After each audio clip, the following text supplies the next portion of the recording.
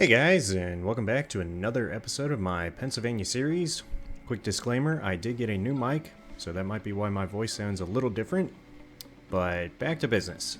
So in this episode, I want to start working on the hotel area, which I'm going to lay down right here.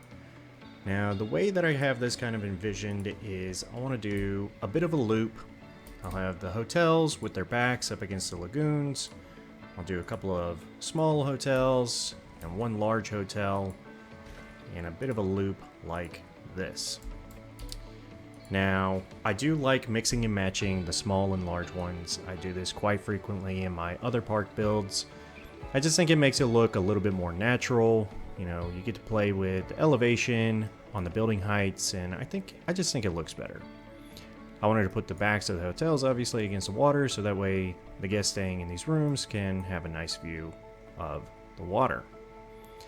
Now, I do also want to include some amenities, some restaurants, or at least a restaurant, as this is supposed to be a more private, secluded area of the park that only guests staying in these hotels can access. And I feel like they need to have a place where they can go grab a bite to eat. It could be open 24 hours a day, serving various kinds of meals, and that way they don't have to walk all the way into, at the very least, into Prehistoric Bay's Plaza, or at the worst, walking all the way to Main Street. So, I think that makes the most sense.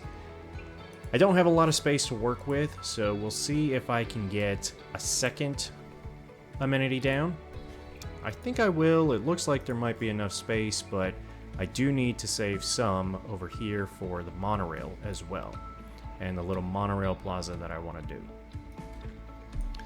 Now, the second amenity, if I can get it down, I'm probably going to do as a bar instead of a restaurant. You know, we can have a restaurant and then we can have a bar, so when they spend a nice day out in the park, they can come back, grab a drink, and then go to bed. Now, there is one last thing that I need to add to this section, and if you remember from an earlier episode, it is the shuttle station. This is supposed to be one of two ways into this section, and it's supposed to be able to connect to this one outside of the park. Guests that are staying in the hotels need to have some sort of easy access to get to them. They're going to be carrying luggage, bags, all sorts of stuff like that. They don't need to be lugging those all the way through Main Street and through the whole park. That just doesn't make sense. I'll link that episode above so you can check it out if you haven't already. But anyway, I went with the Jurassic Park version. Again, just as a quick recap, because I like the Ford Explorers. I think they're a little bit more intimate. They allow for the perfect size for a small family. You can get everybody in the vehicle and throw all your bags into the back. If you have a large party, well, there's two of them, and you can take up both vehicles. That works too. Now, these tracks will run along the back of the fence line here, all the way around, and loop all the way back until they get to this area. This will be one of two entryways into the hotel area. The second's going to be a path. Obviously, the guests need to be able to have some way to get into the park.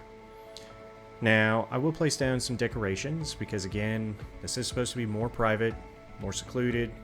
Only guests staying in the hotels can have access, so I'm going to place down some decorations, kind of make it look like a bit of a security checkpoint. The last little piece is going to be, like I said, the monorail station. I want to try to do a little plaza, maybe a restaurant, a shop, or something like that, a boutique, I don't know, and then maybe a bathroom. We'll see how it plays out. And that's going to be pretty much it. I hope you guys enjoy, and I will catch you in the next one. Thanks.